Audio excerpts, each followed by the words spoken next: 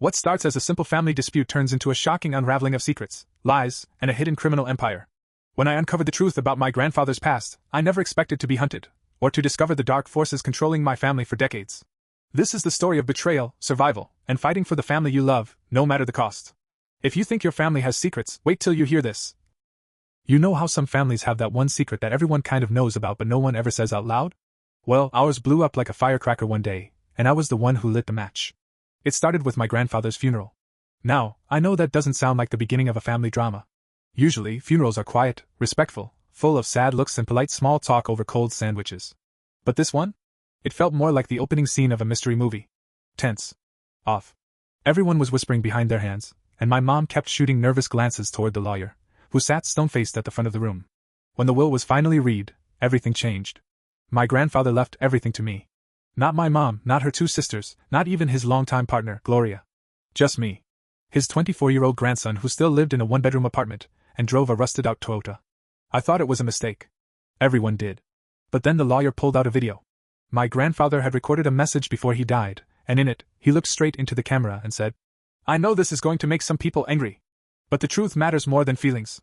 If you're watching this, it means I'm gone. And there's something I never had the courage to say when I was alive." He took a long breath before he continued. "When my wife passed, the family broke.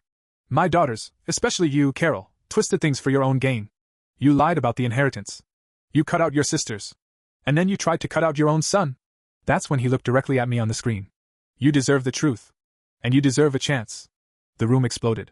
My mom stormed out before the video even ended, my aunts were arguing over who knew what, and Gloria was sobbing quietly in the corner. I just sat there stunned. I hadn't even known my grandfather liked me that much. We talked occasionally. I'd visit on holidays, call him on his birthday. But he always seemed distant, like he was carrying something heavy. Now I knew why. But the real nightmare didn't start until a week later. That's when my mom showed up at my door, calm at first. Too calm. "I just want to talk," she said, standing there with a smile that didn't touch her eyes. I invited her in, thinking maybe she'd explain everything. Maybe this was the moment she'd confess, and we'd finally clear the air. I was wrong. As soon as the door shut behind her, her voice dropped. "You need to give it back," she said. "All of it." "Mom, it's not like I asked for this." "No, but you took it. That makes you part of the problem." She told me I had two choices: sign it all over to her, or she'd make sure the rest of the family cut me off for good. No birthdays. No holidays. No contact. I told her I wasn't signing anything until I understood what happened. That's when she slapped a thick envelope on my table. Photos. Letters. A handwritten journal and my grandfather's shaky pen. It was a record of everything: how she'd taken money meant for her sisters, how she manipulated legal documents when her mother passed, and how she'd convinced my grandfather to let her handle the family finances for over a decade.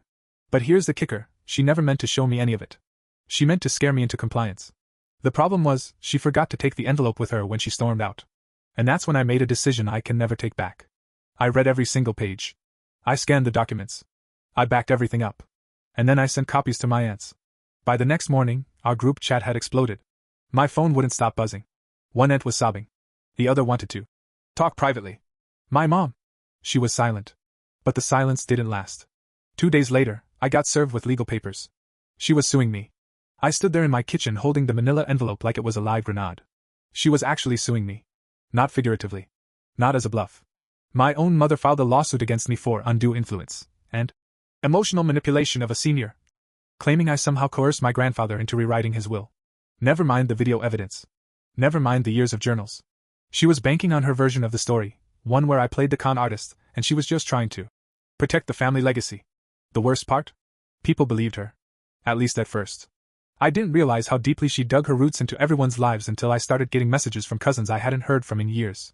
"You shouldn't have gone after your own mom like that. Grandpa was sick. Are you sure this isn't about money? This is tearing everyone apart, dude." I wanted to scream. I didn't even want the money. I would have given it all back if it meant I could just live in peace again. But that option was long gone.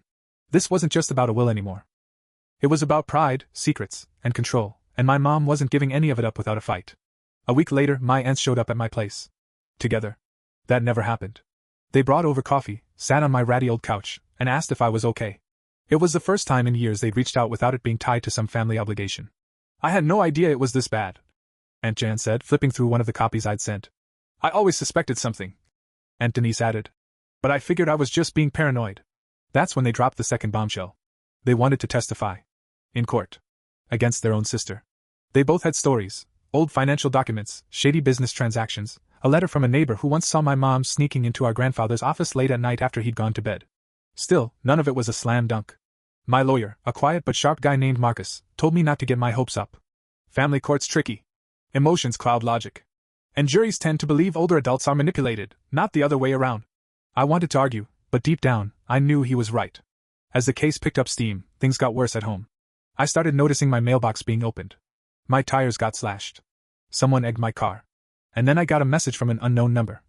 Hope that inheritance pays for a new windshield. Sure enough, the next morning, my windshield was shattered. The police shrugged it off. Could be kids, they said. Could be random.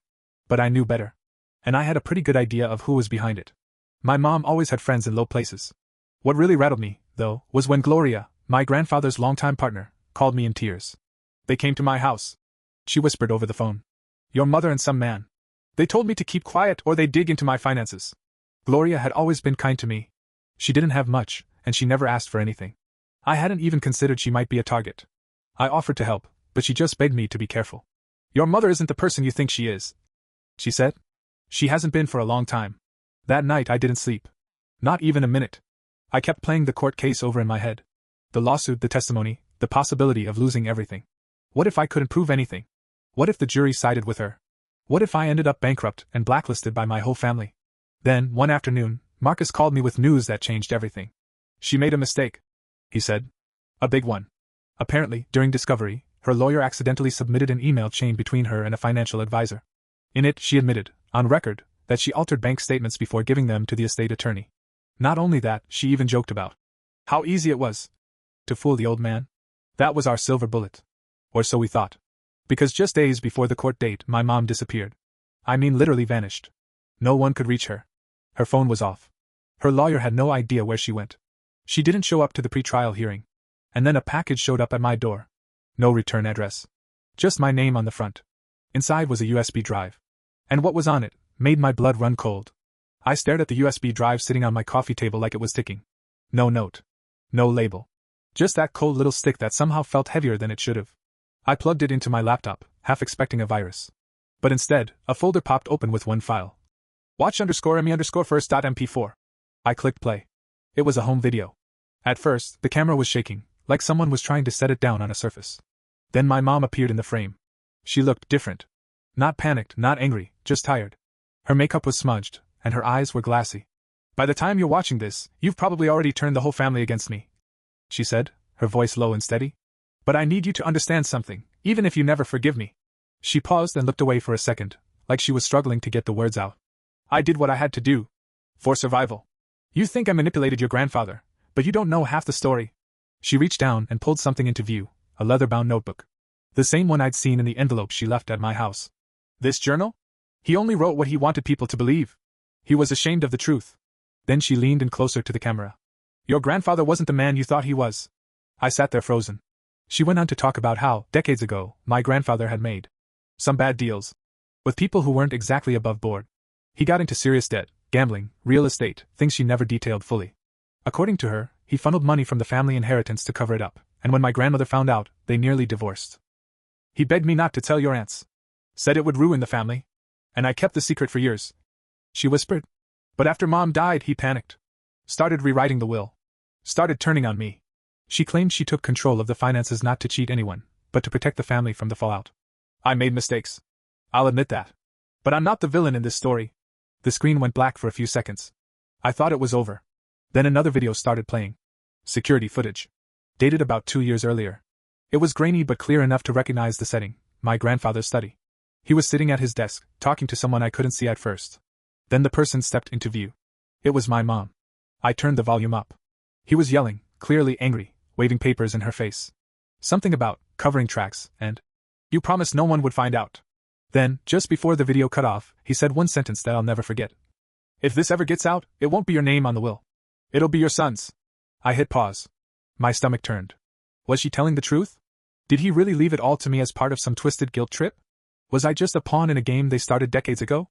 Before I could think it through, my phone rang. It was Marcus, my lawyer. "I just got a tip," he said. "You're going to want to sit down." Apparently, someone claiming to be my mom had checked into a small hotel in the next state over under a fake name. She'd left behind a bag with burner phones, prepaid debit cards, and a list of flight numbers to international destinations. Do you think she's running? Marcus asked. I don't know, I said honestly. But she left me something, and it changes everything. I told him about the USB, the videos, the journal, the accusations.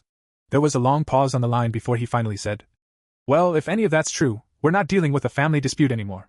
This is bigger. A lot bigger.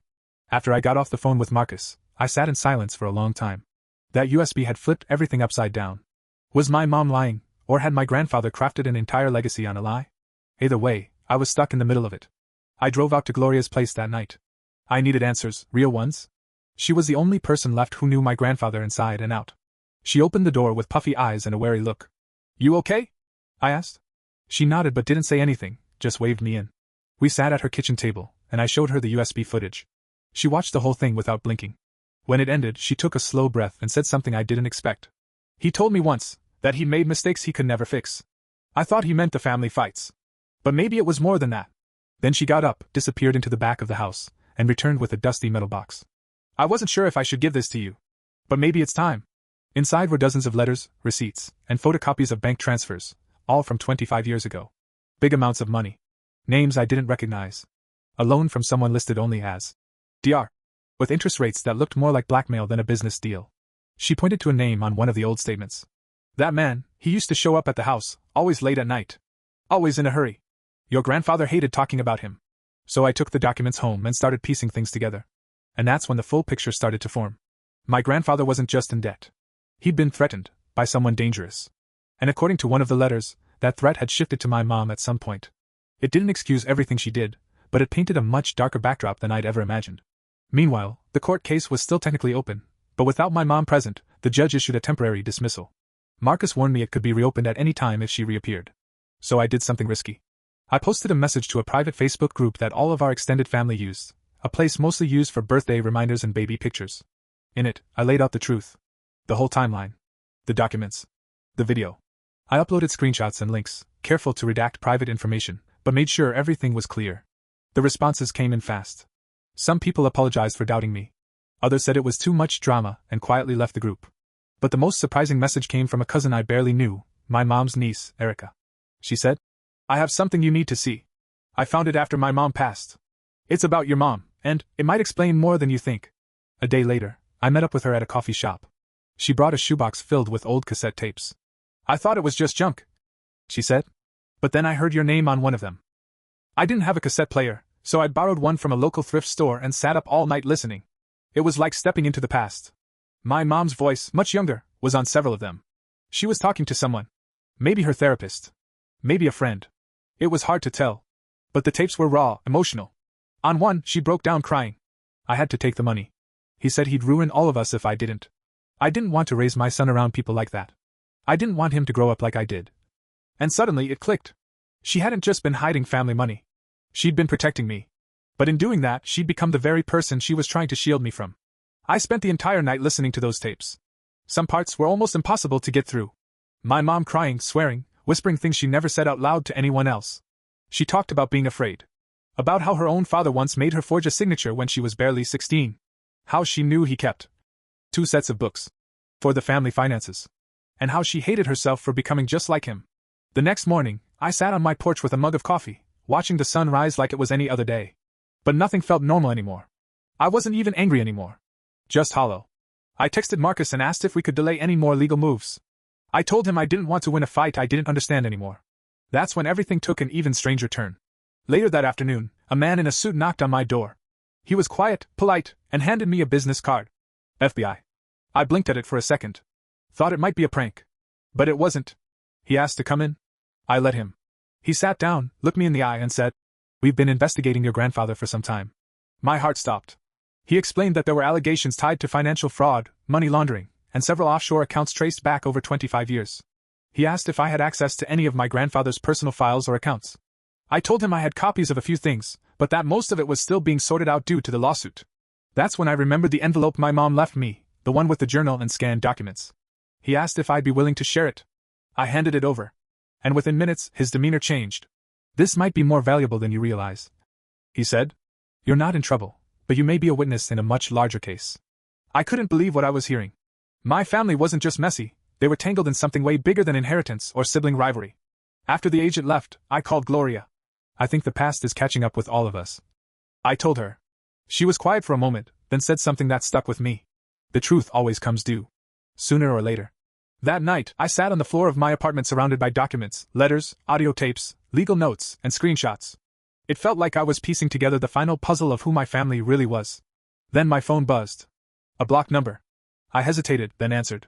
There was a pause, and then I heard her voice. Don't trust them. It was my mom. She was breathing heavily, like she was calling from somewhere noisy or far away. Her voice was raspy, like she hadn't slept in days. I don't have long. They're watching me. Mom, what's going on? Where are you? She didn't answer. I know everything now. I said. The loans. The forged documents. The blackmail. I've seen the videos. You don't know all of it. She whispered. Your grandfather. He wasn't just in debt. He was working for someone. Someone he couldn't get away from. What are you talking about? But the line went dead. I tried calling back. Nothing. Blocked. I sat there gripping the phone like it could bring her back. That was the moment I realized something terrifying. This wasn't over. It had never just been about money. After that call, I didn't sleep for 2 days. I checked my locks. I turned off location services. I even changed passwords I hadn't touched in years. Maybe I was being paranoid. Or maybe, for once, I was seeing things clearly. My mom wasn't just on the run, she was hiding from someone. I started going back through everything. Old documents. Copies of the journal. Legal filings. I was looking for patterns, codes, anything that could explain what she meant when she said my grandfather was working for someone. That's when I remembered something strange from the will reading. The lawyer had briefly mentioned a safety deposit box, but the conversation got buried in the chaos. I called his office. Yeah, he said, flipping through papers. It's listed in the addendum to the will. Box number 118, registered at Fairview National Bank. You'll need your ID and the letter from probate court. I didn't waste a second. When I got there, the bank manager escorted me into a small, sterile room with beige walls and flickering fluorescent lights. She unlocked the box and slid it toward me. Inside was a single black notebook, a USB stick, and a small velvet pouch. The pouch held a gold ring with a strange symbol etched into it. I didn't recognize it, some kind of triangle interlaced with a serpent. Oddly ornate for my grandfather's taste. The USB was encrypted. But the notebook, that thing read like a spy novel. Inside were dozens of handwritten entries spanning over 30 years. My grandfather had recorded every shady deal, every wire transfer, and every interaction he'd had with someone he referred to only as the broker. No names. Just initials. JTMHDR. But what really shook me was this entry from 1994. Carol doesn't know the full risk. I told her to move the money and forge the docs. I thought we'd be in the clear. But now they want access to the trust itself. They said if I don't comply, they'll go after her. And after that, the boy. I read that line 10 times.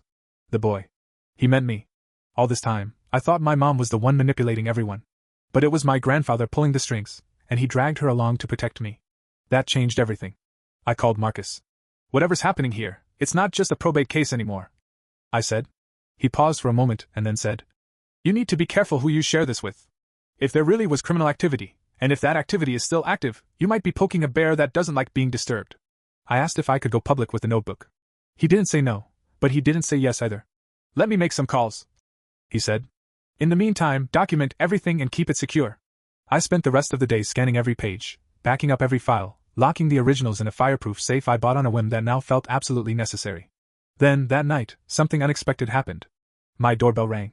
It was Aunt Denise. She looked like she'd aged 10 years in a week. I know I haven't always been the best at communicating, she said.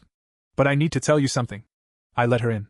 We sat at the same kitchen table where this whole mess had started. I was part of it, she said quietly. Not the scams, but the silence. She told me that years ago, she caught wind of the financial inconsistencies. Questioned a few things. But instead of confronting my mom or my grandfather, she walked away. Took a payout. Moved to another state. She wanted peace more than justice. But it's haunted me ever since, she said, her eyes filling with tears. And when I saw what you were going through, I couldn't ignore it anymore. Then she handed me a letter. Gloria gave this to me after the funeral. She didn't trust your mom. Didn't know if she could trust you yet either. The envelope was yellowed with age. Inside was a photo of my mom, no older than 20, standing with a man I didn't recognize. The same triangle serpent symbol was on a pin on his lapel. On the back of the photo, scribbled in shaky handwriting, were the words, Find the broker. If you ever want out. The words on the back of that photo stuck in my brain like a thorn. Find the broker. If you ever want out. I stared at the man in the picture. Balding. Sharp suit. A stiff smile that didn't quite reach his eyes. I scanned his face, trying to remember if I'd ever seen him at family events. I hadn't. He wasn't family. So I did what everyone does when they're desperate for answers. I went to the internet. I uploaded the photo and ran it through a reverse image search. Nothing. Then I cropped the lapel pin and searched the symbol. At first, it came back with a bunch of conspiracy theories, secret societies, fake cults, even video game logos. But then I found something real. A court filing from the early 2000s. A symbol matching the one on the pin had been submitted as evidence in a racketeering case in New York. The defendant? A man named Jonathan Thorne. JT. The same initials from my grandfather's journal. I couldn't believe it. I dug deeper and found an old newspaper article.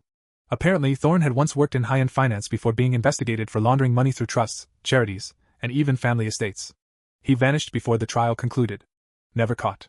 Suddenly, I wasn't just holding family secrets. I was holding federal-level dirt. I called Marcus. He was silent for a long time after I laid it all out. Finally, he said, "You're in way over your head." "I know," I said. "But I don't think I can back out anymore." He told me not to contact anyone else yet. Said he'd speak to a federal investigator he trusted. But he warned me that once I stepped into this, there was no stepping back. That night, I went through more of my grandfather's journal. And I found something I'd missed before. A small page, torn from a notebook and paper-clipped inside the back cover. On it was a list of initials, dates, and short notes. Things like JT, brokered debt deal, no paper trail. MH, silent partner, pharmacy front. DR, enforcement, avoid contact. But at the bottom was something different. "If anything happens to me, trust the kid. He's not like the rest of them." It hit me harder than I expected. For all the lies, all the manipulation, my grandfather must have seen something in me worth protecting. Maybe he regretted everything. Maybe he saw me as his last shot to make things right. Or maybe I was just the clean name they needed to keep it all going. Either way, it didn't matter anymore. The next day, I got a call from a number I didn't recognize. I let it go to voicemail. The message was short. "Stop digging. Last warning." No name. No explanation. Just that. I forwarded it to Marcus. He told me to get somewhere safe. He was already working on getting the feds involved, but he needed time. So I packed a bag, grabbed every document I had, and drove 3 hours out to a cabin owned by a friend who owed me a favor. No cell service.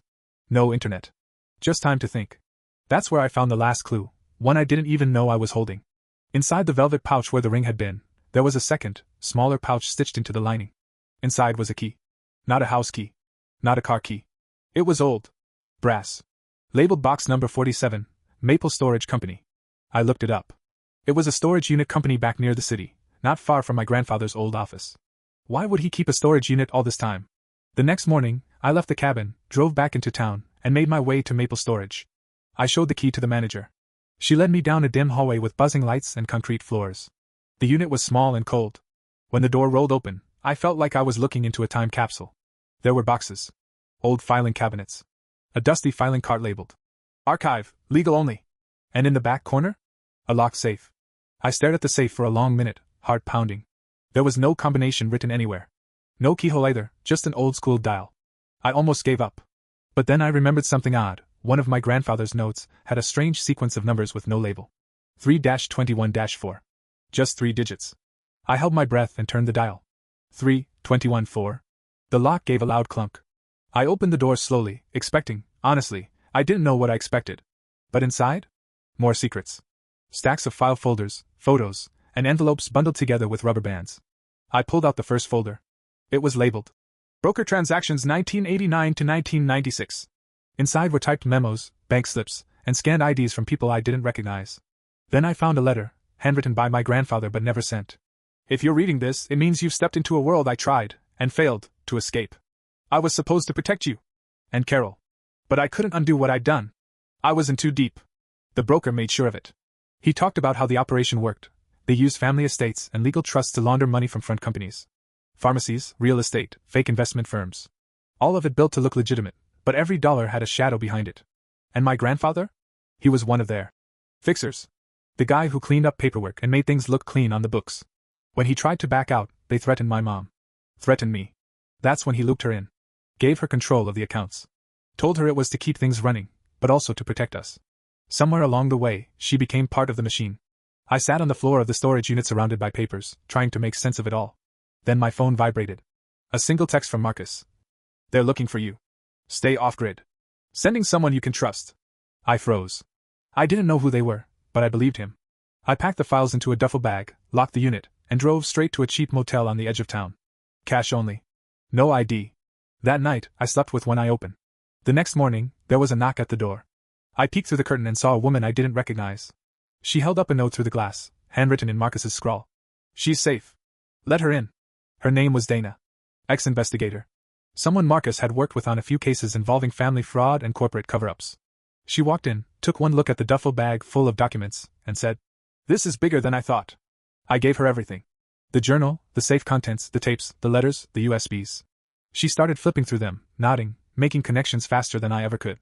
"This broker guy, he's not just some underground player. If your grandfather was telling the truth, this could connect to half a dozen unsolved investigations." My head was spinning. Then Dana looked up. "You need to decide what you want," she said. "You can turn all this over to the feds and vanish from the story. Let them take it from here. Or you stay involved. But if you do that, you'll be in danger. Real danger." I thought about my mom. Still out there, hiding. I thought about Gloria. About Aunt Denise. About everyone who had stayed quiet for too long. I want it to end. I said. "For real this time." Dana nodded. "Then we start with tracking the broker." Dana wasted no time. We left the motel before sunrise and drove 2 hours to a city where she had contacts, people who specialized in digging up records that weren't supposed to exist. I stayed mostly quiet during the ride, flipping through my grandfather's journal again, trying to make sense of the web of names and initials. Halfway through the trip, Dana asked me something that caught me off guard. "Do you think your mom's still working for him?" I wanted to say no. I really did. But I couldn't lie anymore. "I don't know," I said. At this point, I'm not sure what's protection and what's participation. We spent the next few days deep in research, old case files, court records, digital trails. Dana even got help from a former federal analyst who owed her a favor. And finally, we found something. A property in a quiet, gated neighborhood outside of town. It was registered under an LLC, but one of the shell companies matched a name from my grandfather's files, Dover Ridge Holdings. According to Dana's contact, that name had shown up in 3 separate fraud investigations in the last 10 years, but had never been tied to a real person. Until now. We decided to drive by the house. Just to see it. It looked normal. 2-story brick home. Clean yard. A sedan in the driveway. But something about it felt off. Like it was too perfect. We were about to leave when I saw it. The man from the photo. Older now. Gray at the temples. Thinner. But it was him. The broker. He stepped outside, lit a cigarette, and looked right at our car. I ducked instinctively, heart racing. "Did he see us?" I whispered. "Yup," Dana said calmly, shifting into gear. "Time to go." We drove off without looking back. Back at the hotel, Dana started working fast. We now had a face and a current location. She began drafting a full report for Marcus to hand off to federal investigators. But I couldn't sleep. Something about the way he looked at me haunted me. It wasn't just a glance. It was like he recognized me. Then it hit me. I dug through the scanned files again and found it, a family photo from over 20 years ago. Christmas. My mom. My grandfather. Me in a toddler-sized reindeer sweater, and a man standing behind the tree, half cut off. It was him. The broker had been at our house. I couldn't breathe. I called Aunt Denise. "Did this guy ever come to the house? Back when I was a kid?" She went quiet for a moment. "You remember him?" "I saw him yesterday." She took a long breath. "Your grandfather called him an old business friend. He'd come by every few months. But we were never supposed to talk to him. Your mom used to cry after he left." I felt sick. I hung up and told Dana everything. She didn't flinch. He was grooming the family. Controlling from the inside. Makes sense why your grandfather cracked. Then she hesitated. "There's something else you should know." She pulled up a map on her tablet. "I traced one of the secondary accounts tied to your family trust. A recent deposit was made 2 weeks ago, to an account in Belize." "So?" I asked. "So," she said. "Guess who the account holder is?" She turned the screen toward me. "Carol Foster. My mom." I stared at the screen, unable to believe it. My mom, Carol Foster, had been moving money offshore while claiming to be a victim. I wanted to scream. To call her out. To demand answers. But Dana put a hand on my shoulder. "Don't rush into anything. This could be a cover, or worse, a trap." For days I wrestled with it. Was my mom still in on this? Was she playing both sides? Or was she trying to protect me and everyone else while caught in a web she couldn't escape? Meanwhile, Marcus was pushing hard to get federal agents involved. I knew it was only a matter of time before the whole thing blew open. Then, just as I was about to confront my mom, something unexpected happened. She called. "Meet me," she whispered. "Tonight." The old pier. I hesitated but agreed. That night, I arrived at the pier, cold air biting my skin and water lapping quietly below. She was there, wrapped in a heavy coat, eyes sunken but fierce. "I'm sorry," she said right away. "For everything." I replied. She told me the truth, Or at least her version. The broker was a nightmare my grandfather never escaped. When he got sick, my mom took over, not to steal, but to protect us from a man who could destroy everything. The offshore accounts? They were emergency funds, moved to keep the money safe from the broker's reach. But somewhere along the way, she lost control. She forced my hand, she said, voice breaking. They threatened your life. Mine. I did what I had to do. I wanted to believe her. But the doubt was already there. That's when I noticed a man watching us from the shadows. I recognized him. It was the broker. He stepped forward. You should have stopped digging, he said coldly. I reached for my phone, but before I could dial, my mom grabbed my arm. Run! She shouted. We sprinted toward the parking lot with him behind us. The chase was on. We ran like hell. The cold wind slapped my face as we darted down the pier, my heart pounding so loud I was sure it could be heard over the crashing waves. The broker's footsteps thundered behind us, fast, relentless. Over here! Mom yelled, pulling me toward a small boat docked nearby. The boat looked old but seaworthy. We can use this to get away, she shouted, already undoing the ropes. I fumbled with the ignition as she pushed off the dock. The motor sputtered, then roared to life. We sped away just as the broker reached the pier's edge, shouting curses. I didn't look back. As the boat cut through the dark water, Mom finally caught her breath. I never wanted you to get involved, she said, voice shaking. Why didn't you just leave? She looked away, eyes haunted. Because leaving wasn't an option. They had me.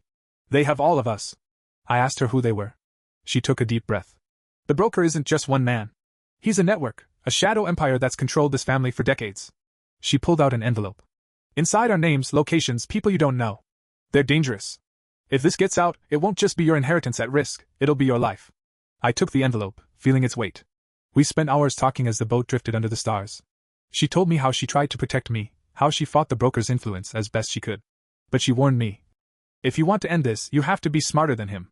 And you have to be ready for anything. Suddenly, the radio crackled. A voice, distorted, urgent. You're not safe. Get off the water. Mom's face went pale. Hide, she said, grabbing the wheel and steering toward a nearby cove. We anchored in the shadows, the night wrapping around us like a cloak. For the first time, I felt the full weight of everything. Family secrets. Lies. Betrayal. And the fight ahead. We stayed in that cove all night, keeping the boat as quiet as possible. I barely slept, my mind racing with everything Mom had told me, the network, the threats, the danger surrounding us. At dawn, just as the first light touched the water, we saw a small fishing boat approaching. At first, panic surged through me. Was it the broker or his people coming for us? But then a voice called out. Hold on. We're not here to hurt you. It was Marcus. Behind him was Dana, looking grim but relieved to see us safe. They pulled alongside, tossed us ropes, and helped us aboard the larger boat. Thought you might need backup, Marcus said dryly. Mom hugged me tightly. This isn't over, she said. But at least now we have a chance. Back on solid ground, Marcus and Dana went over a plan. They'd contacted federal authorities who had been quietly building a case on the broker's network for years. With the evidence from the storage unit, the tapes, and the documents we'd gathered, it was enough to get a grand jury to act. Mom agreed to testify, but only if I was protected.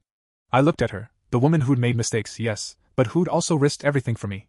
Whatever happens, we do this together. The months that followed were a blur. Grand jury hearings. Wiretaps. Midnight meetings with agents. Leaks to the press that exposed the broker's empire, and his many associates. There were arrests, some family members implicated, some surprised. And through it all, our family fractured even further. But slowly, there was hope. Hope that justice could be served. Hope that the lies would finally stop. Hope that one day, maybe, we could rebuild what was broken. The trial was long and exhausting.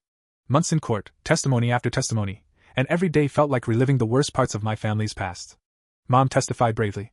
She didn't deny her mistakes, but she told the truth about the threats and the pressures from the broker's network.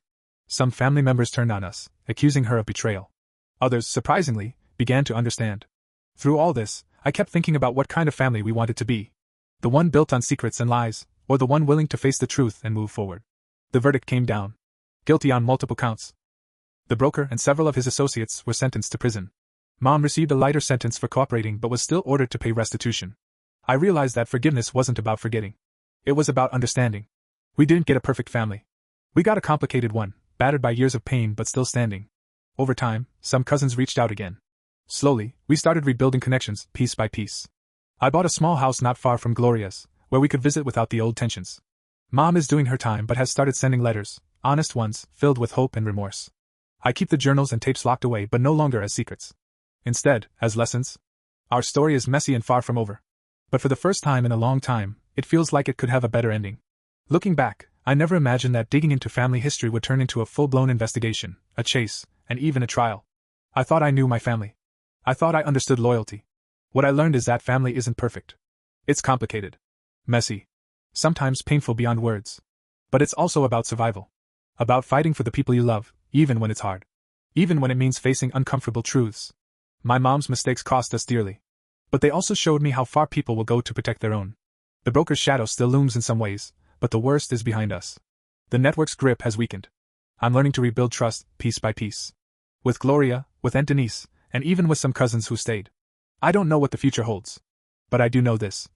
No matter how dark the past, there's always a chance to rewrite the story. To heal. To move forward. If you're listening and going through something similar, family fights, secrets, betrayals, know this. You're not alone. And sometimes, facing the truth is the first step toward freedom. Thanks for sticking with me through all of this. Maybe one day, I'll tell you what happened next. But for now, this is where my story ends.